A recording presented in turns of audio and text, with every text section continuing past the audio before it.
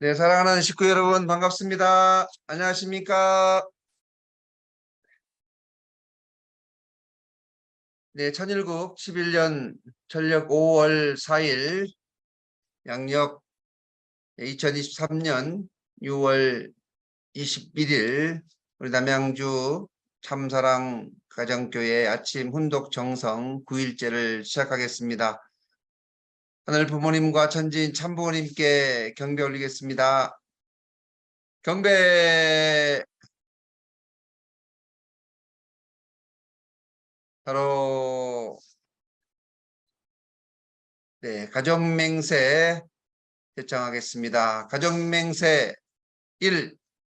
천일국 주인 우리 가정은 참사랑을 중심하고 본향 땅을 찾아 본연의 창조이상인 상천국과 전상천국을 장관할 것을 맹세하나이다. 2. 천일국 주인 우리 가정은 참사랑을 중심하고 하늘 부모님과 참부모님을 모시어 전주의 대표적 가정이 되며 중심적 가정이 되어 가정에서는 효자, 국가에서는 충신, 세계에서는 성인, 천주에서는 성자의 가정의 도리를 완성할 것을 맹세하나이다. 3. 천일국 주인 우리 가정은 참사랑을 중심하고 4대 심정권과 3대 왕권과 황족권을 완성할 것을 맹세하나이다. 4. 천일국 주인 우리 가정은 참사랑을 중심하고 하늘 부모님의 창조 이상인 천주 대가족을 형성하여 자유와 평화와 통일과 행복의 세계를 완성할 것을 맹세하나이다. 5. 천일국 주인 우리 가정은 참사랑을 중심하고 매일 주체적 천상세계와 대상적 지상세계의 통일을 향해 전진적 발전을 촉진할 것을 맹세하나이다. 6. 천일국 주인 우리 가정은 참사랑을 중심하고 하늘 부모님과 참부모님의 대신 가정으로서 천을 움직이는 가정이 되어 하늘의 축복을 주변에 연결시키는 가정을 완성할 것을 맹세하나이다. 7. 천일국 주인 우리 가정은 참사랑을 중심하고 본연의 혈통과 연결된 유연 생활을 통하여 심정문화 세계를 완성할 것을 맹세하나이다. 8. 천일국 주인 우리 가정은 참사랑을 중심하고 천일국 시대를 맞이하여 절대신앙, 절대사랑, 절대복종으로 신의 일체 이상을 이루어 상천국과 천상천국의 해방권과 석방권을 완성할 것을 맹세하나이다. 아주. 네. 박윤희 권사님 계세요? 네, 안 계십니다. 기도 올리겠습니다. 존귀하신 하늘 부모님, 사랑 많으신 천지인 참부모님, 새 아침을 귀한 말씀으로 활짝 열어주심에 감사드립니다. 오늘도 그립고 뵙고 싶은 우리 참부모님을 생각하며 귀한 아침을 시작하고자 합니다. 하늘 부모님, 오늘도 귀한 생명의 말씀을 저희의 가슴에 품고 하루를 출발하고자 하오니 오늘 이 시간을 친히 함께 하시고 인도하여 주시옵소서. 오늘 저희들은 2023년 마지막 6개월을 대승리하기 위해서 결의하고 결단하며 새로운 생명들을 하늘 앞에 찾아 세워야 될 전도 승리의 결의를 다짐하고 있사옵니다. 먼저 저희들이 심정적으로 하늘의 사정을 알고 참 부모님의 간절한 심정을 오늘 저희들이 말씀을 통해서 깨닫고 다시 한번 결의하고 결단하는 이 시간이 되고자 하오니 하늘 부모님 함께하여 주시옵소서. 오늘 이 시간을 통해서 하늘이 소망하는 것이 무엇이고 참 부모님이 원하시는 것이 무엇이고 오늘 우리 축복 가정들에 해야 될 내용들이 무엇인가를 깊이 깨닫고 다시 한번 성찰하며 오늘 하루를 출발하고자 하오니 전체위에 같이하여 주시옵소서. 오늘 참석한 모든 식구님들 위해 함께하여 주시옵고 주시는 말씀 앞에 저희들이 감사하며 오늘 우리의 삶의 귀한 양식으로 인도하여 주시옵소서. 용정식 대교장님 위에 함께하여 주셨고 우리 남양주 지단 위에 우리 모든 식구들 위에 그리고 이 시간 참석한 모든 축복 가정들 위에 함께하여 주시옵소서. 참 부모님의 성체 강령하시기를 간절히 빌고 원하오면서 축복 중심 가정 박양명의 이름으로 보고하며 아뢰었사옵나이다. 아주. 네, 식구 여러분, 예, 하루가 또 출발하였습니다. 우리 식구님들 건강하시죠? 네, 저는 경기 북부권 워크샵에 영평 리조트에 와 있습니다. 이제 6개월 대승리를 결의하면서 함께 기도하고 정성 들이면서 이제 출발하기 위해서 목회자 부부들이 왔습니다. 우리 식구님들 여기서 뵈니까 더 반갑습니다. 어제 활동하시느라고 어떻게 수고 많으셨습니다. 더운 날씨에 활동하셨는데 우리 다혜꽃 집사님 어제 활동 어땠어요? 어제 활동 좋았어요? 예. 들어가 버렸어. 네. 활동 음소거를 해제하시고 얘기를 하셔야 돼요. 네. 그러면 네. 에리코 집사님 어제 활동 어땠어요? 에리코 집사님 어제 활동 잘 하셨어요? 저는 어제 활동 안 아니고요. 들려. 저는 크게 활동 얘기해 보세요. 아니고 어제는 사무실에 있었습니다. 네. 네. 잘 안 들리시는 것 같아. 김미령 그러면 고사님 어제 활동 어땠어요?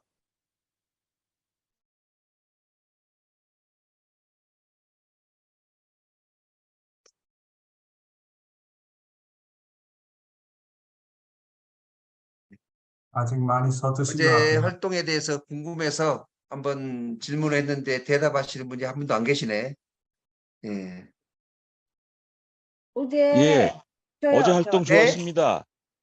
아, 여보세요? 아, 예, 김성태 예. 장로님? 네네. 아, 어제 네. 활동 좋았습니다. 어제는 이제 네. 다산일동 뭔가 음성이 조금 이편한, 잘 안 들리는 것 같아서요. 안 들리세요? 잘 들리는데요? 박 목사님 잘 들립니다. 예, 박 어제 목사님. 다산일동 이편한 세상하고 현대 힐스테이트를 저희가 봉사를 했는데요. 네. 거기 나오신 어르신들이 저희 표종봉사단이 표종평화봉사단에 방문하니까 너무너무 기뻐하시고 자주 오시라고. 물론 네. 이제 봉사 갈 때마다 그런 마음을 느꼈지만은 어제는 특히나 더군다나 더 기뻐하셨어요. 네. 그래서 이거는 우리 효종평화봉사단 선교사님들이 훈독 아침 정성을 통해서 마치 실탄을 장전하고 나가듯이 네. 저희가 그 참사랑을 장전하고 또 이하여 사는 마음 이런 그 사랑을 장전하고 나가서 이제 봉사를 하니까 어르신들이 마치 우리 뭐 평화의 사도가 온 것 같이 진짜 반겨주시고 정말 뭐 네. 이렇게 호응을 해주시고 그러는 모습을 볼 때 저희가 네. 진짜 힘이 나고 하루하루가 즐겁다. 우리 효종 평화봉사단 선교사님들 진짜 어제는 인원도 좀 많았거든요. 31분, 12분 이렇게 이제 두 군데 봉사를 했는데 일사불란하게 그냥 쫙 이렇게 봉사를 파트마다 딱 일사불란하게 진행하시는 거 보고 저도 단장으로서 아주 감동을 받았고, 야, 진짜 열심히 준비해서 적은 곳서부터 이렇게 차근차근 챙겨 나간다면 남양주 이 74만 시민이 저희를 모르는 분이 없고 더욱더 사랑하지 않겠는가 이런 마음을 가지고 다녀왔습니다. 감사합니다. 네. 네. 수고하셨습니다. 날씨가 더운데. 수고 많으셨습니다. 오늘도 또 봉사활동이 또 있습니다. 네, 어제 참사하신 모든 식구님들 수고 많으셨습니다. 네, 이 시간은 네, 우리 영정식 회장님 모시고 말씀을 듣는 시간 갖겠습니다. 박수로 환영하겠습니다. 반갑습니다. 사랑하는 남양주 참사랑 가족교회 식구 여러분, 그리고 타 지역과 타국에서도 이 아침 훈독 정성에 참석하신 천일 식구 여러분, 안녕하십니까? 반갑습니다. 오하요고자이마스. 요즘 날씨가 아주 더워지고 있고 오늘 아침에는 여기 비가 많이 오네요. 식구 여러분 각별히 몸 건강에 유의하시기 바랍니다. 내일 저희 사모가 이제 호주로 돌아가기 때문에 금요일부터 식구님들과 개별적으로 만남의 시간을 가지도록 하겠습니다. 여러분이 찾아오셔도 되고 바쁘신 분은 줌으로 연결해서 대화를 나눌 수 있으면 좋겠습니다. 정말 여러분 한 분 한 분을 뵙는 것이 너무나도 기다려집니다. 식구 여러분 정말 보고 싶고 그립습니다. 우리가 드리는 아침 훈독의 정성은 다만 남양주 교회만을 위해서 드리는 정성이 아닙니다. 조국 광복을 위한 기도와 정성인 것입니다. 우리 식구 여러분께서 가급적이면 모든 분들이 아침에 라이브 즉 생방송으로 많이 참여해 주시면 얼마나 좋겠나 하는 생각이 들어가게 됩니다. 그룹을 바쁘신 분들은 녹화된 내용을 보시기 바랍니다. 이 아침 분독회의 내용을 우리 남양주 가정교회의 홈페이지에 업로드하는 데는 시간이 걸리기 때문에 매일 오전 10시까지 올려서 녹화된 내용을 보실 수 있도록 그렇게 하겠습니다.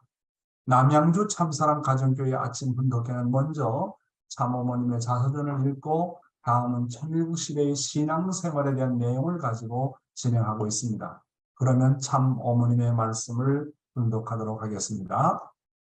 오늘의 말씀의 제목은 평화의 어머니 57에서 58쪽에 나오는 독생녀의 성장 과정과 사탄과의 싸움이라는 제목이 되겠습니다. 본문의 내용을 읽어보겠습니다. 외할머니와 어머니는 핏줄이나 인정에 이끌려서가 아니라 천정의 도리를 나에게 이어주기 위해 가진 노력을 다하셨습니다. 뼈골이 녹는 듯한 고단한 수고를 개의치 않고 하나님 앞에 일편단심으로 순종하는 모습을 삶 자체로 보여주셨습니다. 단지 기도의 정성으로 녹달한 돌담을 쌓아가듯 지극히 세심하면서도 간절했습니다. 나는 하루에도 몇 번씩 마을 끝에 서서 푸른 하늘을 올려다 보았습니다. 고운 합 서너 마리가 푸른 하늘을 향해 날아가는 모습을 자주 보았습니다. 그런 날에는 맑은 하늘을 한참이나 바라다보며 한껏 부푼 가슴을 쓸어 안곤 했습니다. 하루는 어머니가 물었습니다. 내가 태어났을 때 어떻게 울었는지 아니? 아기니까 응 하고 울었겠지요? 아니다. 너는 랄랄랄라 노래를 했단다. 그래서 애할머니가 이 아이는 커서 음악가가 되려나 보다 라고 말씀하셨지. 나는 그것이 나의 앞날을 성장하는 것은 아닐까 싶어 마음속 깊이 새겨두었습니다. 그러나 내 어린 시절은 평탄지 않았습니다. 어머니가 출산 후 첫 미역국을 먹고 나를 안고 잠들었을 때 시커먼 뿔이 달린 사탄이가 다가와 산천이 떠나갈 듯 고통을 쳤습니다. 이 아기를 그대로 두면 장차 세상이 위험해진다. 지금 이 아기를 없애야 한다. 그러면서 나를 해치려 했습니다. 어머니는 나를 꼭 껴안고 간과했습니다. 사탄아, 썩 물러가라. 이 딸이 하늘 앞에 얼마나 소중한 아이인데 내가 감히 헤아려 하느냐.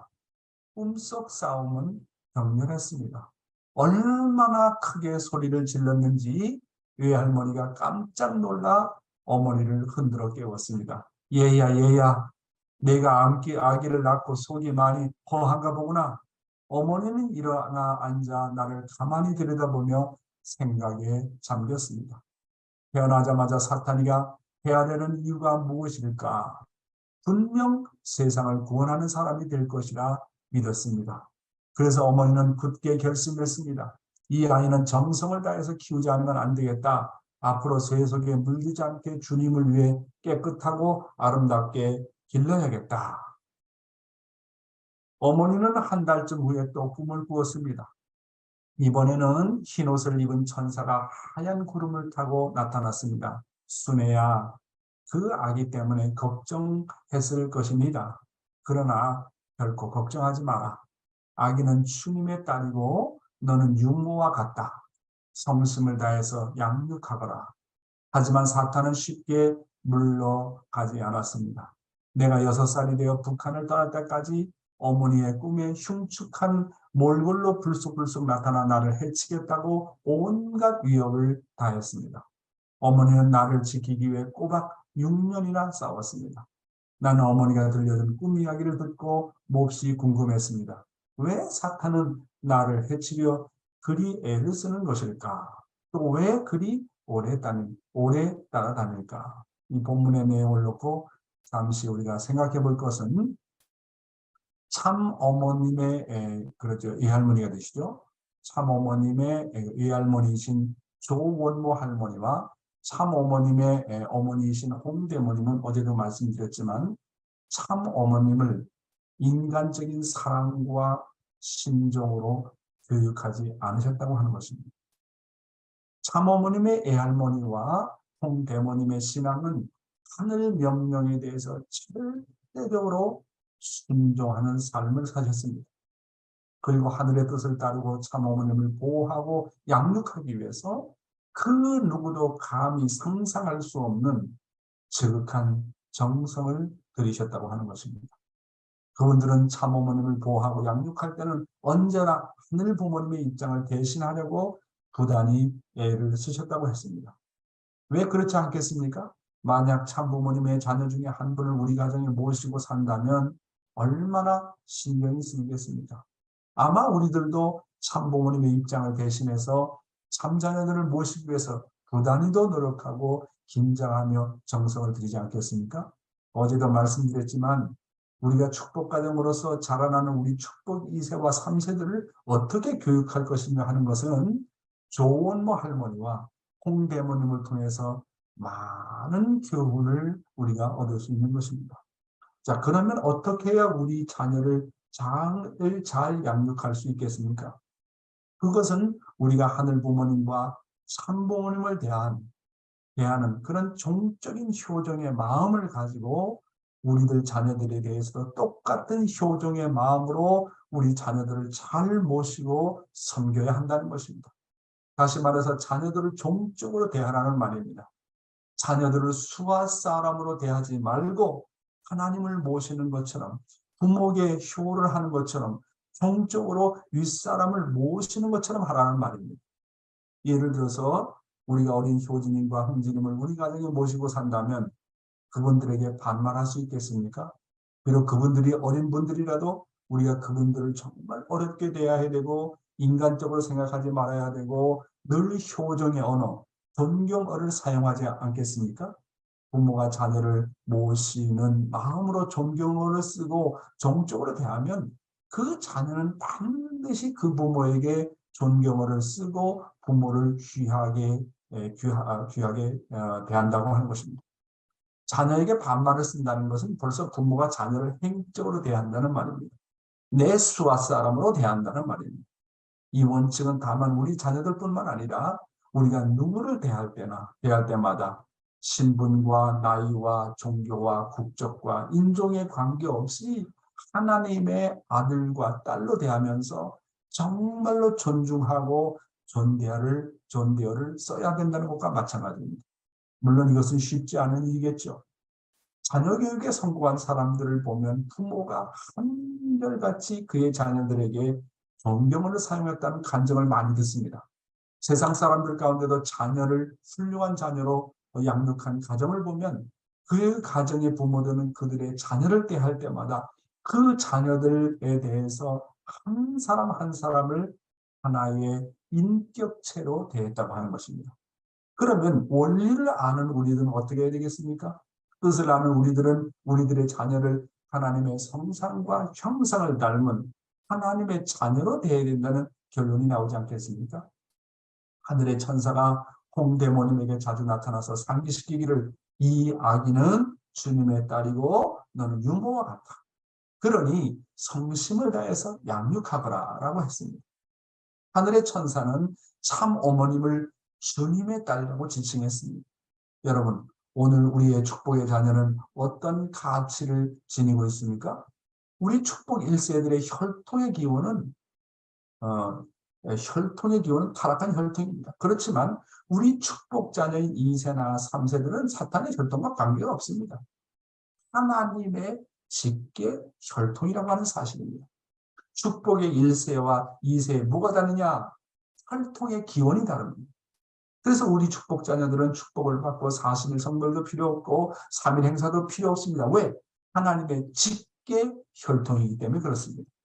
우리 축복 1세의 기원은 돌감람나무이지만 우리 축복 자녀의 기원은 하나님과 참부모님의 직계 혈통인 참감람나무입니다. 우리 축복 자녀들은 하나님께서 6천년 동안 기다리셨다가 처음으로 생산해낸 하늘의 황족 혈통입니다. 그런데 우리 축복 자녀들 가운데서 자신들이 하나님의 직계 혈통이요 하나님의 황족 혈통이라는 것을 아는 자녀들이 얼마나 되겠습니까? 우리가 잘 알고 있지만 하나님의 복귀섭리라는 것은 한마디로 혈통복귀입니다. 하나님의 복귀섭리가 한마디로 혈통복귀라고 하는 것을 생각하게 될 때 우리 축복 자녀의 가치라고 하는 것은 천주와도 바꿀 수 없는 그런 가치를 지닌 자녀들이라고 하는 것입니다. 그러면서 볼 때 하늘의 천사가 홍대모님에게 자주 나타나서 상기시키기를 이 아이는 주님의 딸이고 너는 유모와 같다. 성심을 다해서 양육하라고 하신 것과 같이 하나님과 하늘의 천사가 오늘날 우리들에게 우리 축복 가정들에게 그 자녀를 놓고 당부할 것이 있다면 어떤 당부를 하겠습니까? 하늘의 천사가 홍대모님에게 부탁한 것처럼 그런 부탁을 하지 않겠습니까? 너희 자녀는 하나님의 직계 혈통이요 하나님의 황족의 혈통이니라. 그러니 너희들은 그들을 하나님의 아들과 딸로 잘 양육하거라. 너희의 입장은 유모와 같다. 너희들의 혈통의 기원은 타락의 혈통의 기원이지만 너희들의 자녀는 하나님의 직계 혈통이니라. 하나님의 황족의 혈통이니라. 그러니 성심을 다하고 마음을 다하고 뜻을 다하고 정성을 다해서 하나님과 같이 모시고 양육하여라. 이렇게 말씀하지 않겠습니까? 오늘날 축복을 받은 1세들이 우리의 2세들의 자녀들을 정말로 홍대모님처럼 자녀 교육을 했다면 우리 교회는 지금 얼마나 달라지고 놀라운 성장을 했을까 하고 반성하게 됩니다. 지금까지 우리는 우리 자녀들을 내 자신의 자녀로서 그리고 인간적인 방법으로서 길러나왔다는 것을 부인할 수가 없는 것입니다. 그러다 보니 우리 자녀들은 모두 세상을 닮아갔고 세상을 따라갔습니다. 저 또한 저의 자녀들에게 반말을 했고 내 자식을 육신의 자녀로 길렀습니다. 그들에게 함부로 대화내고 함부로 취급했습니다. 저는 이런 관점에서 볼 때 내 자신이 정말 많은 반성을 해야 되겠다. 이런 거를 뒤늦게서야 깨닫고 존댓말을 쓰고 모시려고 하니까 보통 어색한 것이 아닙니다. 다시 한번 말씀드리지만 우리 축복의 1세들은 우리 2세들의 자녀들에 대해서 단지 보모와 같은 입장이라는 것을 우리가 잘 생각해야 됩니다. 우리 자녀들이 아벨입니다. 왜? 우리의 혈통의 기원은 사탄의 혈통입니다. 그러나 우리 자녀들의 혈통의 기원은 하나님이십니다. 참부모님이십니다. 혈통적으로 볼 때 우리 자녀들이 아벨입니다. 우리보다 앞서 있습니다. 그러니까 우리가 모시고 섬겨야 되는 것입니다. 이것을 우리가 정말 온전히 깨닫지 못하게 되면 우리가 자녀 교육에 있어서 실패하게 된다고 하는 것입니다. 하늘 부모님께서 6천년 만에 그렇게 기다려오던 직계 혈통인 하늘의 황족의 혈통을 보았는데 그 직계 자녀들이 자신의 가치를 모르고 세상 자녀들과 놀아난다면 하늘 부모님이 얼마나 서러워하시겠습니까? 아담과 해와가 종이었던 천사장과 타락했던 것보다 더 슬퍼하시지 않겠습니까? 그런 생각이 듭니다. 이런 면에서 지금까지 통일교에서 지도자의 역할을 해왔던 저부터 정말로 회개하고 반성해야 된다고 보는 것입니다. 그래서 우리는 우리 자녀들에게 그들이 어렸을 때부터 혈통교육을 잘 시켜야 됩니다. 그리고 모세의 어머니였던 요게벳처럼 선민교육을 시켜야 됩니다. 그리고 우리 모두가 모세의 어머니와 같이 요게벳이 되고 홍대모님이 되어서 우리 자녀들을 잘 교육하지 않으면 안 된다고 보게 되는 것입니다. 천국시대의 신앙생활에 있어서는 오늘은 이 시간에는 하나님이 인간에게 만물을 주관하라고 하신 이유에 대해서 사마버님의 말씀을 중심 삼고 공부하는 시간을 갖도록 하겠습니다. 먼저 본문의 내용을 읽어보겠습니다. 하나님이 인간에게 만물을 주관하라고 하신 이유. 하나님께서 인간에게 만물을 주관하라고 축복하셨습니다. 그러면 어찌하여 인간을 지어놓고 만물을 주관하라고 축복하셨던고? 지으신 하나님께서 직접 주관하지 않으시고 인간을 세우시어서 우리를 세우시어서 만물을 주관하라고 축복하신 원인은 어디에 있는고? 그것은 하나님께서 천지 만물을 창조하실 때 심정을 인간에게 알게 하기 위함이었습니다. 심정입니다. 심정을 인간에게 알게 하기 위함이었습니다. 그래서 우리로 하여금 만물을 주관하라고 축복하셨다는 것을 우리는 알아야 되겠습니다. 하나님께서 만물을 지으신 사정과 심정을 우리 인간들로 하여금 치유하게 하기 위해서 만물을 주관하라고 하는 축복을 주셨던 것입니다. 하나님께서는 인간에게 만물을 주관하라고 축복하셨습니다. 방금 읽었죠? 그래서 여기서 이 내용을 놓고 우리가 생각해 봐야 될 것은 하나님께서는 천지 만물을 창조하시고 나서 인간에게 만물을 주관하시라고 하신 이유는 뭔가? 그것은 하나님께서 온 우주와 인간을 창조할 때에 하나님의 사정과 심정을 인간에게 알기 위함이라고 참부모님은 말씀하시고 계십니다.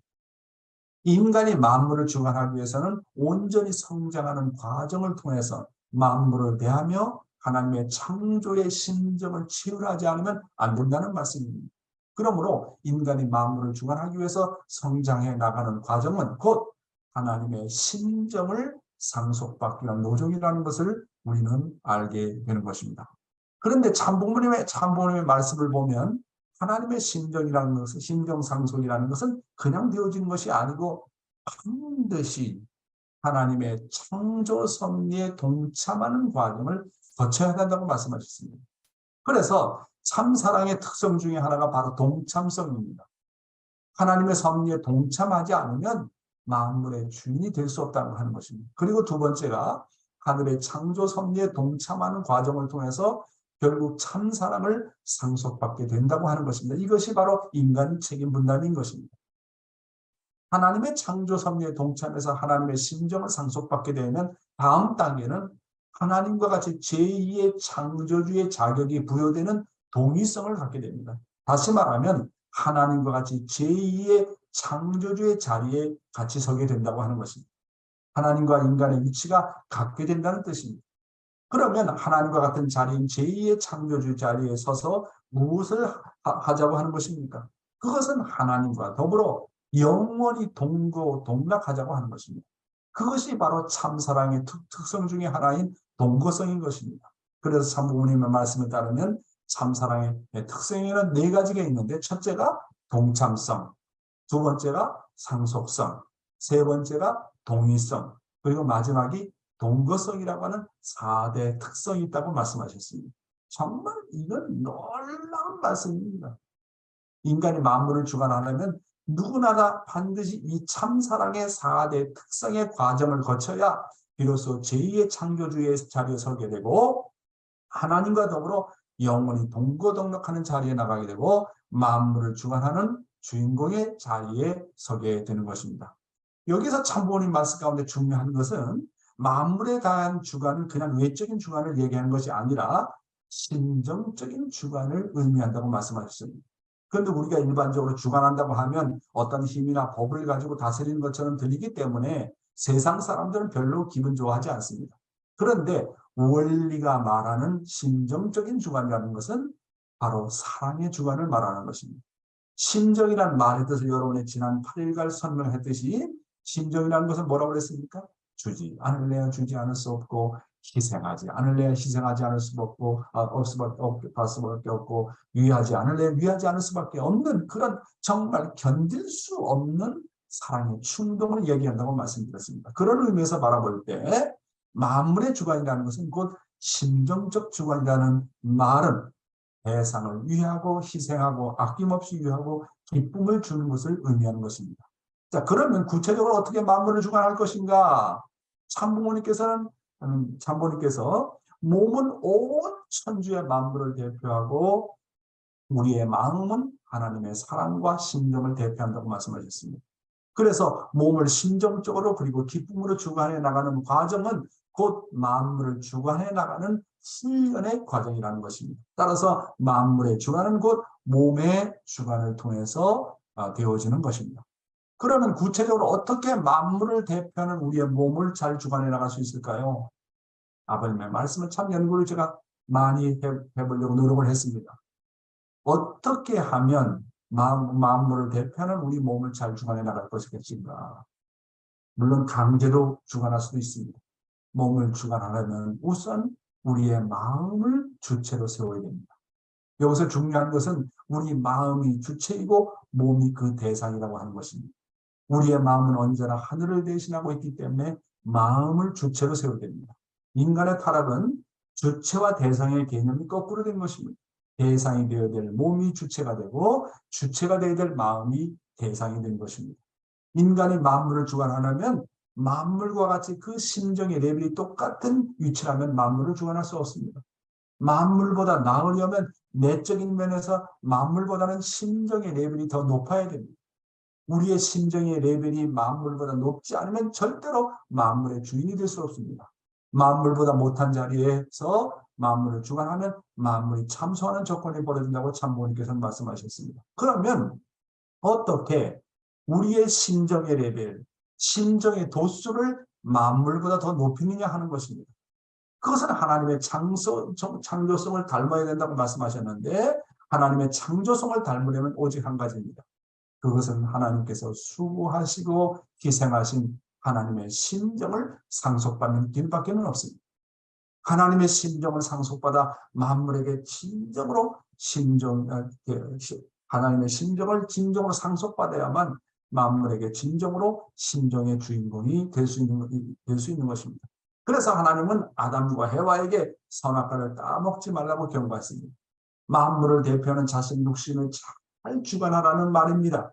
그래서 만물을 대표하는 우리의 몸을 잘 주관하면 하나님의 심정을 상속받을 수 있는 길이 열리게 되는 것입니다. 선악과를 따먹을 수밖에 없는 환경 가운데서도 자신의 심정으로 몸을 잘 주관하게 되면 만물을 주관할 수 있는 주인공의 자리에 나가게 되는 것입니다. 다시 한번 말씀드리지만 제2의 창조주가 되기 위해서 가장 중요한 것은 하나님의 심정을 상속받는 것이고 하나님의 심정을 상속받으려면 만물의 주관자가 되기 위한 훈련과 수업을 받아야 됩니다. 이것은 마치 과거 시대의 왕과 왕비가 되기 위해서 철저하게 궁의 전통과 규칙에 따라 수업을 받으면서 훈련을 거치는 과정과 같다고 볼 수 있습니다. 의대를 졸업하고 의사가 되기 위해서는 누구나 다 인턴십의 과정을 거치는 것과 같다고 볼 수가 있습니다. 그런 의미에서 볼 때 몸을 주관하는 훈련은 곧 만물을 주관하는 훈련이라고 하는 것입니다. 그리고 몸을 주관하는 데서 가장 중요한 것은 자신의 몸을 어떻게 된다고요? 효정으로 다스려야 됩니다. 나는 몸을 주관해야 된다. 나는 정말 금식해서라도 이 몸을 때려잡아야 된다. 몸의 욕망을 주관해야 된다. 물론 그렇게도 할 수 있겠죠. 그런데 가장 중요한 것은 자기의 몸을 주관하는 데서 가장 중요한 것은 아버님의 말씀을 보니까 부모의 소원하고 하나가 되는 겁니다. 부모의 심정을 아는 거예요. 부모의 눈물을 아는 거예요. 그게 바로 뭡니까? 효심입니다. 어머님께서 말씀하시는 효정인 것입니다. 그래서 부모를 진짜 사랑하는 마음, 부모를 진짜 위하는 마음, 그런 효정의 마음이 있으면 어떻게 내 몸으로 생각할 수 있겠습니까? 부모를 생각하게 되면 내가 잘못된 길을 가면 부모가 걱정한다는 것을 뻔히 아는데 어떻게 잘못된 길을 나갈 수 있겠습니까? 따라서 몸을 주관하는 데 가장 중요한 것은 부모를 사랑하는 마음, 부모의 소원을 아는 마음, 바로 효정의 마음입니다. 효정으로 자기의 몸을 주관해야 된다고 하는 것입니다. 다시 말하면 자신의 몸을 하나님의 거룩한 몸으로 취급하라고 하는 것입니다.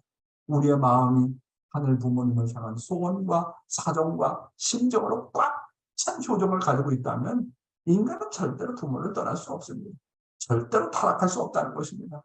그냥 우리가 의식적으로 우리의 몸을 주관한다고 하면서 방으로 노력하고 천방으로 노력을 한다고 하더라도, 애를 쓴다고 하더라도 거기는 한계가 있습니다. 우리의 마음이 부모님의 뜻과 꿈을 이루어 만물의 심정의 주인이 되겠다고 하는 효심으로 꽉 차 있다면, 그런 효심으로 꽉 차 있지 않으면 만물을 주관하는 자리까지 나가지 못한다는 것이 아버님의 말씀입니다. 그래서 우리의 몸을 어떻게 주관할 것이냐?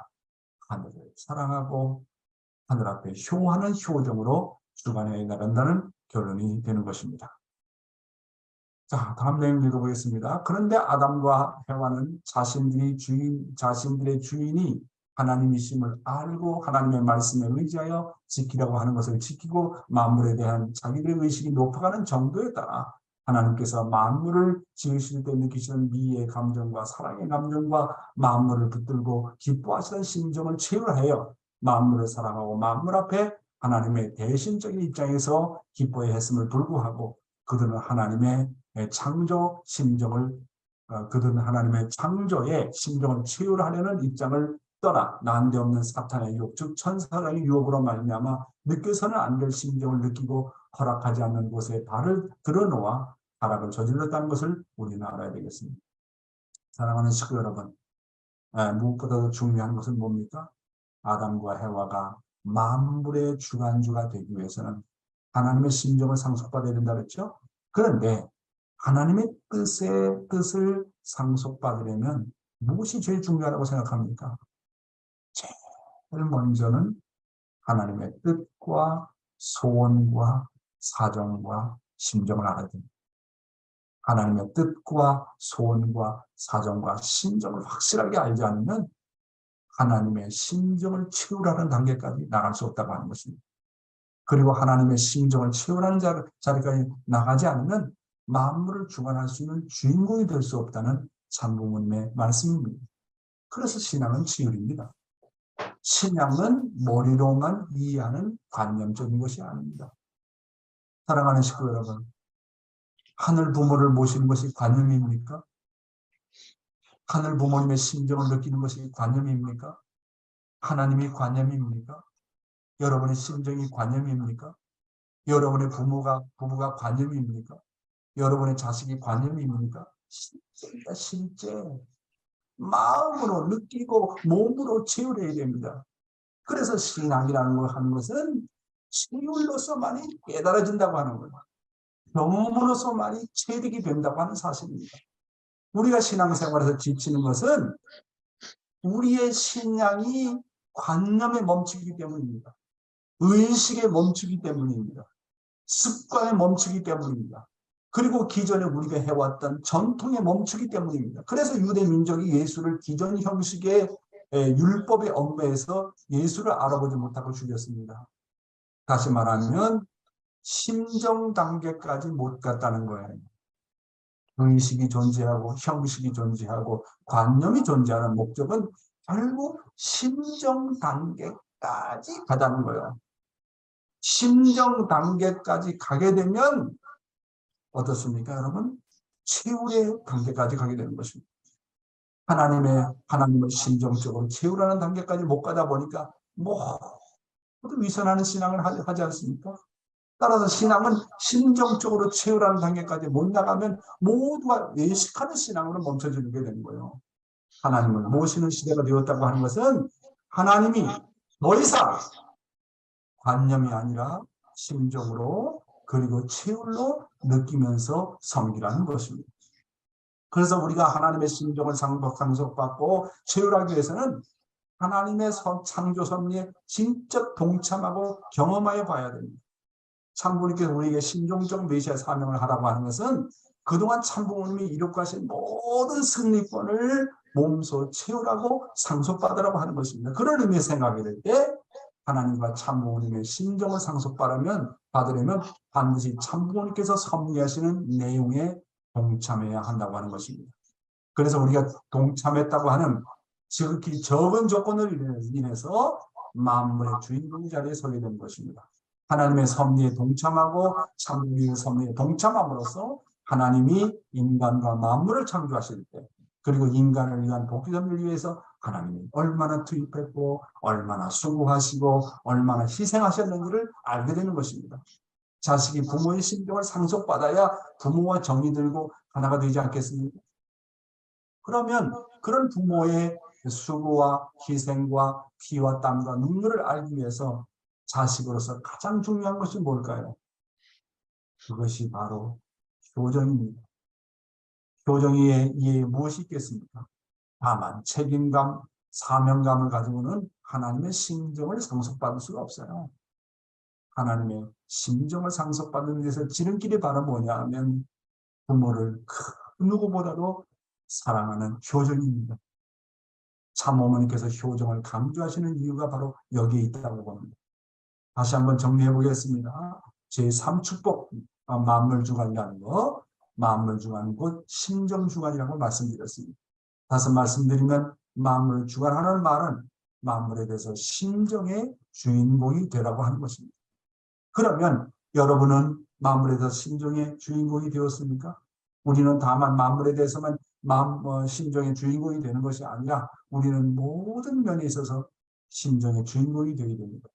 결국 완성이라고 하는 것은 심정의 완성을 말한다고 참모님께서 말씀하셨습니다. 그런 면에서 볼 때 여러분은 여러분의 남편과 아내한테 심정의 주인공이 되셨습니까? 그리고 자녀들 앞에 심정의 주인공이 되셨습니까? 그리고 여러분의 형제 자매 앞에 심정의 주인공이 되셨습니까? 여러분은 여러분의 가인 앞에 아벨로서 심정의 주인공이 되셨습니까?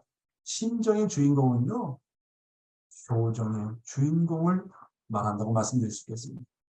인간이 하나님에 대해서 효정의 주인공이 될 때, 비로소 만물은 인간에 대해서 경배하고 과연 당신은 나를 주관할 수 있는 사랑의 주인공이라고 경배한다는 것입니다. 만물에게는 효정이라는 것이 없습니다. 그리고 오늘 이제 결론적으로 아주 중요한 말씀을 여러분에게 말씀드리는 것은 말씀드리고 싶은 것은 제가 아버님의 말씀을 쭉 연구하면서 한 가지 깨달은 것이 있습니다. 그것이 뭐냐면 상속을 받는 데는 하나님의 심정을 상속받는 데는 하나님의 창조성을 상속받는 데는 상속의 법칙이 있다는 거예요. 그래서 아버님의 말씀을 쭉 연구해 보니까 상속의 법칙이 있습니다. 첫째로 상속받으려면 어떻게 되는지 압니까? 제일 중요한 거예요. 우리가 하나님의 심정을 상속받고 참부모님의 심정을 상속받으려면 중요한 상속의 법칙. 첫째가 뭡니까? 상속받으려면요, 상대의 사정과 소원과 심정과 그분의 꿈을 반드시 알아야 된다고 합니다. 이거 대단히 중요해요. 뜻을 알아야 돼요. 원리를 알아야 돼요. 하나님의 사정을 알아야 돼요. 하나님의 소원을 알아야 돼요. 인간에 대한 하나님의 심정을 알아야 돼요. 두 번째로 상속받으려면 대단히 중요하려면 상대를 존경해야 돼요. 상대를 존경하지 않고는 상속받을 수 없어요. 상대를 존경하고 사랑하고 모셔야 돼요. 이게 상속의 법칙 중에 대단히 중요한 거예요. 어떻게 상속받으라고요? 선배를 존경해야 돼요. 선배를 사랑해야 돼요. 선배를 모셔야 돼요. 부모의 모든 것을 내가 상속받으려면 누구보다도 부모를 존경하고 효성을 다하고 사랑하고 모셔야 돼요. 다시 말하면 효정을 가져야 된다고 하는 거예요. 세 번째로 대단히 중요한 겁니다. 상속의 법칙이. 상속받으려면 상속하려는 사람보다 더 나아야 돼요. 자식이 부모보다 나을 때 그 상속은 자동적으로 나아지는 것입니다. 따라서 인간이 하나님보다 낫다 하고 하는 입장에 나갈 때 진정한 상속이 벌어지는 겁니다.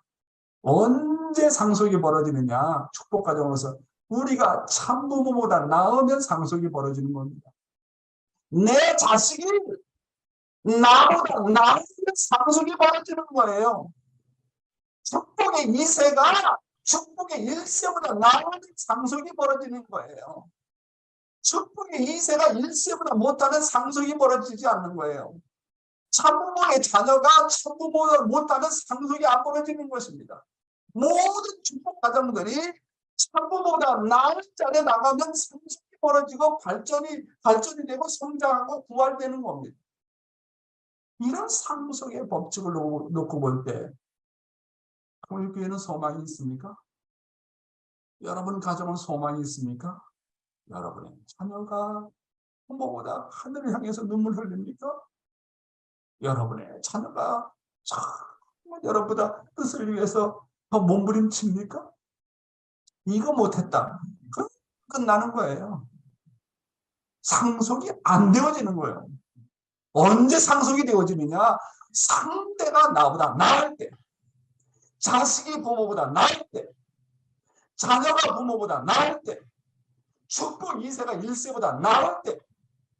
그러니까 이 상속이 되기 위해서는 부모가 내 자식이 나보다 나을 때까지 희생하고 투입하고 눈물을 뿌려야 되는 거예요. 법칙입니다, 이게. 나는 모든 것을 이뤘다. 모든 것을 다 이뤘다는 걸 어떻게 알 수 있겠습니까? 내 자식이 나보다 낫다는 거예요. 축복의 2세가 1세보다 낫다는 거예요. 나보다 못하는 상속이 안 벌어져요. 나보다 못한 사람에게 내가 어떻게 상속을 시킬 수 있겠습니까? 이게 법칙이요. 그렇지 않습니까? 상대를 존경하지 않고는 절대 상속이 벌어지지 않아요. 선배를 비판하면 상속 못 받아요. 부모를 비판하면 부모보다 나은 자식이 안 된다고 하는 거예요. 공부를 잘하려면 나보다 공부 잘하는 사람을 존경해야 돼요. 나보다 공부를 잘하는 사람은 아벨이 생각해야 돼요. 오늘날 축복받은 우리 축복가정도 마찬가지가 아니겠습니까? 축복받은 선배와 후배의 관계도 그렇고 축복의 1세와 2세의 관계도 마찬가지입니다. 그래서 교회가 발전하려면요, 축복 2세들이 1세를 존경해야 됩니다. 교회 가면요, 후배들이 선배 가정을 하나님처럼 받들어야 돼요. 나이가 늙어가면 늙어갈수록 그것을 안타까워하고 부모처럼 모셔야 돼요. 그 교회는 반드시 잘 돼요. 나이가 먹었다, 노인들이다, 무시하면 안 돼. 그 교회는 하나님 떠나는 거예요. 교회가 성장하려면 반드시 교회에서 선배가 정도는 잘 모시고 축복의 2세는 축복의 1세는 하나님처럼 떠받들어야 상속이 되어진단 말이에요. 함부로 선배 가정을 비판하거나 혹은 2세가 1세를 다만 비판하는 자리에 서게 되면 선배만큼 못 됩니다. 결국 자신도 심판받게 되는 것입니다. 2세가 1세를 비판하면 절대로 그 2세는 1세만 못하게 된다는 것을 우리는 분명히 알아야 됩니다.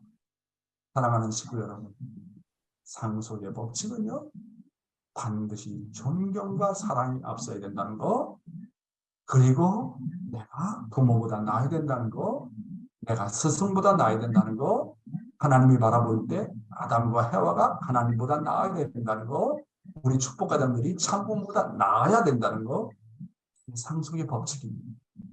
네 번째로 상속의 법칙은 반드시 동참해야 돼요.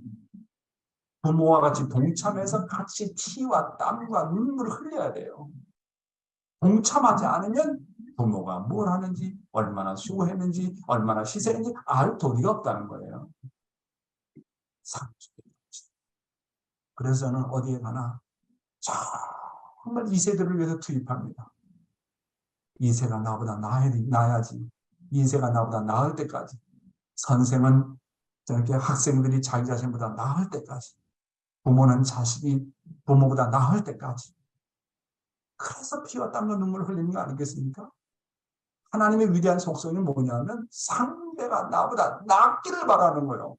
절대 전능의 하나님이지만은 인간이 하나님보다 낫기를 바라는 거예요. 우리 부모가 그런 마음 갖고 있지 않습니까? 왜 우리 그 부모가 자식이 부모보다 낫기를 바라냐? 그런 마음을 갖고 있다는 거예요. 그래서 위대한 하나님 아닙니까?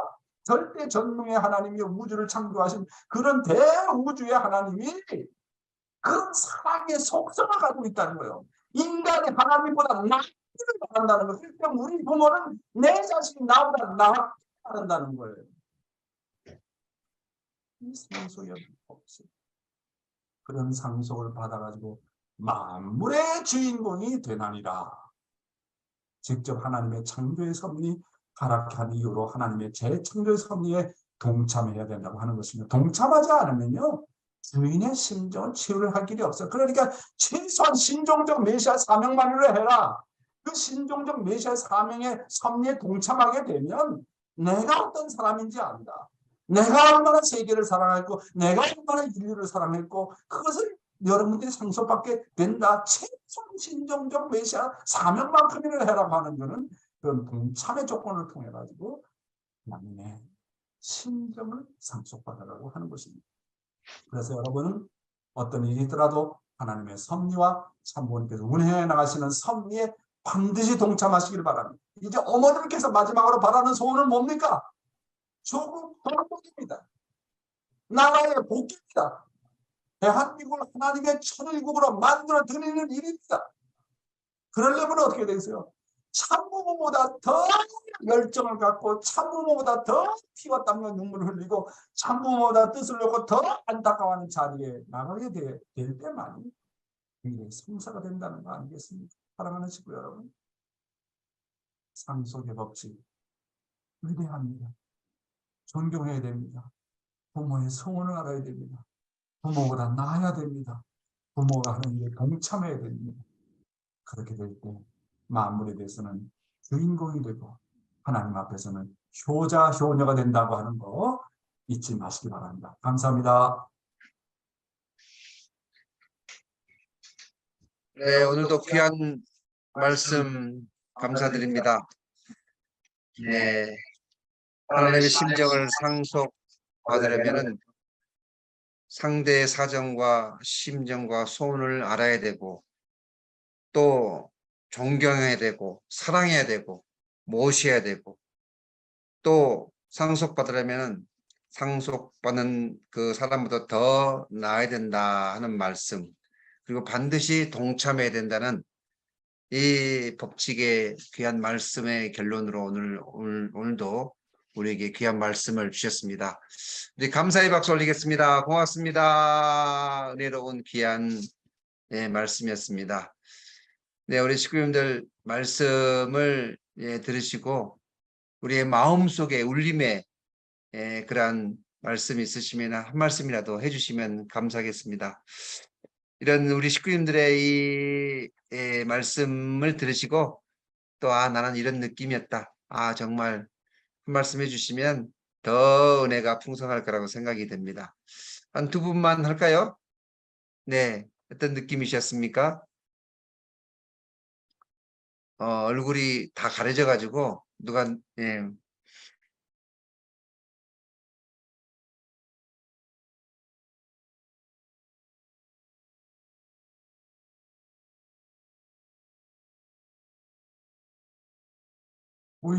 우리 저기 2세 동력 씨, 권동력 씨 한번 소감 발표 한번 해보세요. 네. 이제 만물을 주관하라고 하나님께서 하셨는데 그 전에 이제 저 스스로에 대해서 이제 마음과 몸을 주관하는 것이 가장 이제 우선시 되어야 한다는 말씀이 일단은 와닿았던 것 같습니다. 그리고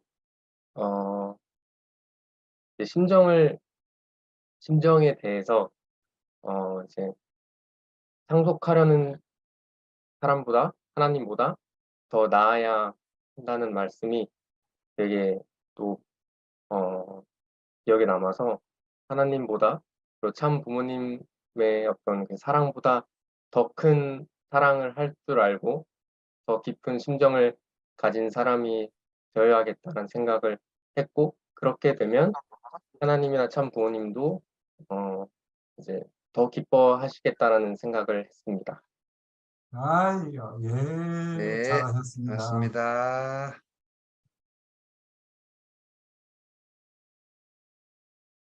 네, 오늘 아침의 말씀을 통해서 오늘 우리가 우리의 자녀들을 정말 다시 한번 섬겨야 되고 또 우리의 자녀들을 잘 양육해야 되겠다 하는 그런 말씀도 저희가 가슴에 와 닿습니다. 하늘 부모님의 귀한 자녀들 뜻 앞에 세우기 위해서는 우리가 잘 모심의 그러한 마음을 다시 한번 갖게 됩니다. 효정의 심정으로 정말 우리가 반말하지 않고 또 효정의 언어로 대하는 그러한 부모의 마음이 우리의 자녀들에게 전달될 때 하늘 자녀로 올바로 설 수 있지 않나 이렇게 생각을 하게 됩니다. 네, 우리 사랑하는 식구 여러분, 오늘도 귀한 말씀의 은혜가 벅찹니다. 그렇죠?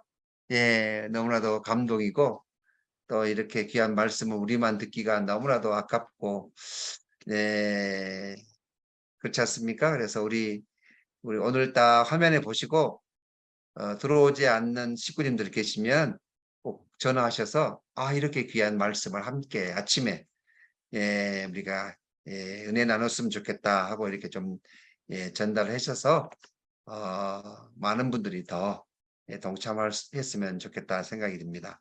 오늘은 70명이 훨씬 넘으셨네요. 오늘 지금 밖에 비가 온다고 그러니까요.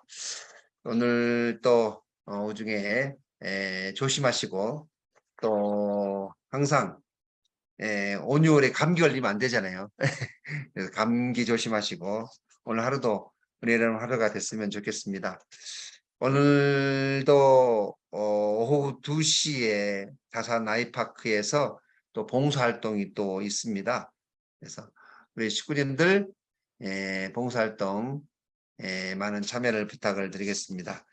오늘 서두에 회장님께서 말씀하신 것처럼 이제 금요일부터 우리 식구님들 만나기를 또 원하고 계십니다. 그래서 직접 교회에 오실 분들 아니면 뭐 전화상으로 아니면 이렇게 줌을 통해서라도 이렇게 함께 상담 하시기를 또 소망하고 계시니까 우리 식구님들 한 분도 빠지 마시고요. 연락 주시면 감사하겠습니다. 네, 오늘도 은혜로운 귀한 말씀으로 하루를 출발하게 됐습니다.